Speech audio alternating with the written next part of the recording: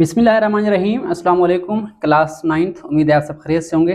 आज हम class 9th mathematics Punjab text book board की न्यू बुक उसका चैप्टर नंबर 12 और उसकी रिव्यू एक्सरसाइज 12 के एमसीक्यू सॉल्व करने जा रहे हैं। क्वेश्चन नंबर 1 तो स्टार्ट करते हैं। फर्स्ट ऑफ ऑल हमारे पास नंबर 1 एमसीक्यूज है, which data takes only some specific values, कि कौन सा डेटा है जो कि कुछ खास वैल्यूज लेता है। तो डेटा के हमारे पास यहाँ पे दो टाइप्स हैं, एक होता है कंटिन्यूस डेटा और एक होता है डिस्क्रीट डेटा। कंटिन्यूस में सारी वैल्यूज आती हैं, जिस तरह 3 से लेकर 9 तक, इसमें पॉइंट वाली भी आ जाएंगी, सारी आ जाएंगी।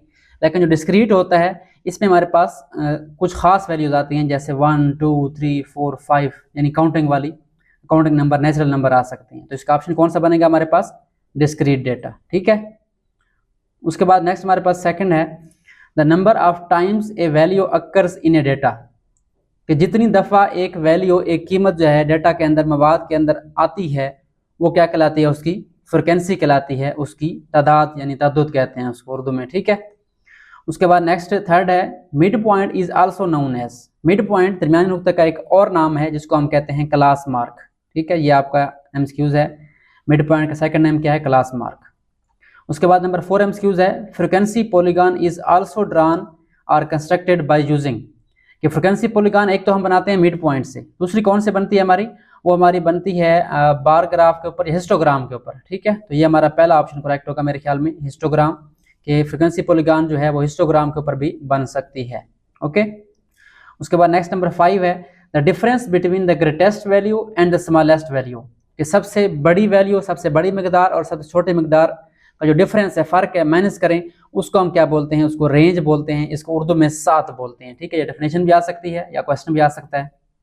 चलिए उसके बाद चलते हैं एमसीक्यू नंबर 6 पे। हमारे पास 6 में क्या है, the measure of central tendency is used to find out the dash of the data set, कि हमारे पास जो मरकजी रुझान की पैमाइश होती है, सेंट्रल टेंडेंसी, ये किसको यूज़ करने के लिए, फाइंड करने के लिए यूज़ होती है? हमारे पास ये मिडल या सेंट्रल वैल्यू को फाइंड करने के लिए यूज़ होती है। तो ये हमारे पास 6 एमसीक्यूज हो गए। उसके बाद नंबर 7 पे है, if the mean of 5 7 8 9 and x is 7.5, कि अगर हमारे पास यहाँ पे 1 2 3 4 5 6 वैल्यूज़ हैं, बल्कि 5 हैं, इनका मीन क्या है? 7.5 है, हमने x फाइंड करना है। तो यहाँ पे हमारे पास टोटल जो है कुछ वैल्यूज़ हैं, उनका मीन फाइंड करना है। मीन कैसे फाइंड करते हैं? हमारे पास क्या है? 5 7 8 9 एंड x। तो यहाँ पे हम मीन फाइंड करते हैं। हमारे पास जो वैल्यूज़ हैं वो हैं 5 7 8 9 एंड x। ये हमारे पास जो है 5 वैल्यूज़ हैं, इनका मीन फाइंड करना है। मीन उसने दिया हुआ है। ठीक है, वो कहता है मीन इसका क्या है हमारे पास? Mean is 7.5। तो ये हमारे पास मीन है। तो मीन का फार्मूला क्या होता है हमारे पास? अरिथमेटिक मीन का क्या करते हैं हम? सबको जमा करते हैं, 5 + 7 + 8 + 9 + x, और हमारे पास क्या आ जाएगा? डिवाइड करेंगे इसको। हमारे पास कितनी 5 वैल्यूज़ हैं, तो यहाँ 5 डिवाइड करेंगे, तो इनको ऐड कर लेंगे हम। और मीन हमारा क्या है? यहाँ पे मीन की वैल्यू हमारे पास है 7.5, तो यहाँ पे आ जाएगा 7.5। ठीक है, इधर हमारे पास क्या बन जाएगा? 8 × 7 15, 15 × 5 20, 20 और 9 29 बन जाएगा 29, और प्लस हमारे पास x आ जाएगा, और नीचे हमारे पास क्या पड़ा है? 5 पड़ा है। अब 5 डिवाइड हो रहा है, इसको इधर मल्टीप्लाई कर दें, तो 5 को हम मल्टीप्लाई करेंगे 7.5 से, तो हमारे पास ये क्या आ जाएगा? यहाँ पे बच जाएगा 29 + x बच जाएगा। ठीक है, अब इनको मल्टीप्लाई कर दें। मेरे ख्याल में यहाँ पे हमारे पास जो आंसर आएगा वो आएगा 5 5 are 25, तो यहाँ पे 5 आ गया। उसके बाद 2 कैरी गया, और 5 7 are 35 और 2 37, यहाँ पे 37 आ जाएगा। तो ये हमारे पास बनेगा 37.5। इधर हमारे पास क्या 29 है, और प्लस हमारे पास क्या आ जाएगा? x। अब क्या करना है? x निकालना है, तो 37.5 में से 29 को इधर ले जाए माइनस कर लें, तो ये हमारे पास क्या हो जाएगा? इसको अगर हम यहाँ पे सॉल्व करें तो ये हमारे पास बन जाएगा 37.5 - 29 इज इक्वल टू x। तो क्या बचेगा हमारे पास? इसको माइनस करें, तो 37 से हमारे पास 29 जाए तो कितना बचता है? हमारे पास 8 बचता है। तो यहाँ पे 0.5 भी है, तो क्या बनेगा हमारे पास? यहाँ पे 8.5 बनेगा। तो ये हमारे पास यहाँ पे इसका आंसर है। चेक करते हैं हमारे पास कौन सा ऑप्शन है। तो इसका हमारे पास नंबर सी ऑप्शन है, 8.5। ओके, अब ये आपका शॉर्ट क्वेश्चन भी आ सकता है, एमसीक्यू आया हुआ है तो शॉर्ट क्वेश्चन बन सकता है। उसके बाद नेक्स्ट हमारे पास है, find the mod of the given data. Mod क्या होता है? ऐसी वैल्यू जो रिपीट होती है, बार बार आती है। तो यहाँ पे देखें 2, 5, 8, 9, 0, 1, 3, 7 एंड 10। तो यहाँ पे कोई भी वैल्यू नहीं जो रिपीट हो रही है, सारी वैल्यूज एक टाइम है, तो यहाँ पे हम लगाएंगे नो मॉड। ठीक है, जो वैल्यू रिपीट हो रही है मॉड बन जाएगी। अगर यहाँ पे रिपीट नहीं हो रही वैल्यू कोई, तो ये हमारे पास क्या बन जाएगा, नो मॉड।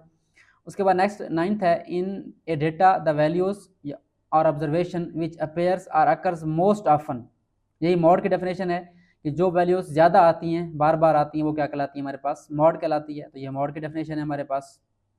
उसके बाद लास्ट है हमारे पास, find the median of the given data. क्या फाइंड करना है हमने, मीडियन। डेटा हमारा कौन सा है, 110, 125, 122, 130, 124, 127, 120।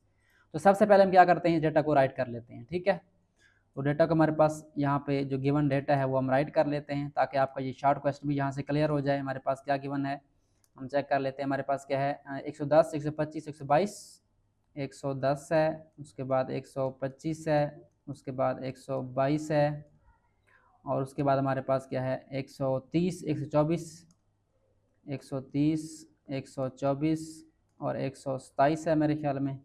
और क्या है हमारे पास, और हमारे पास 120 है।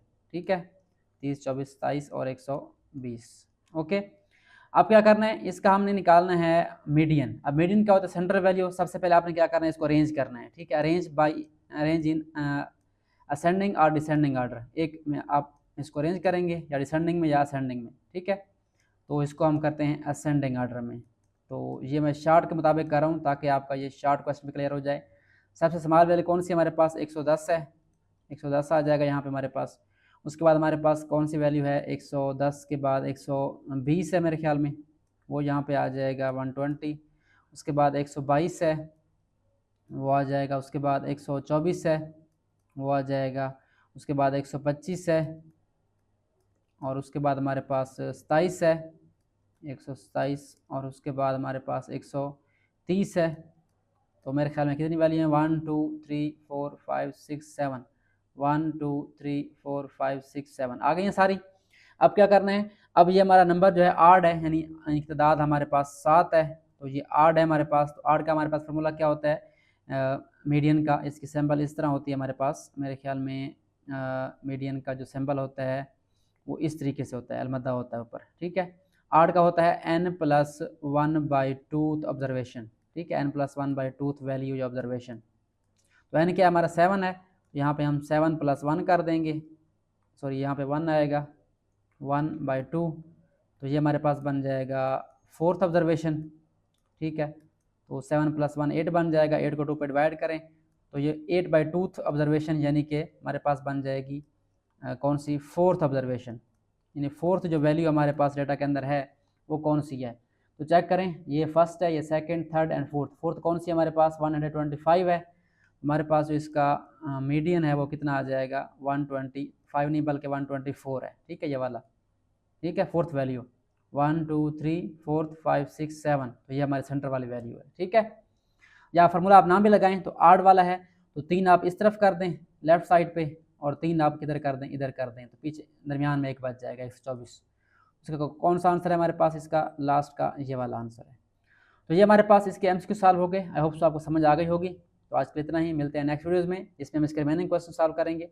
तब तक के लिए अल्लाह हाफ़िज़, अपना ख्याल रखें। Thanks for watching and don't forget to subscribe my channel.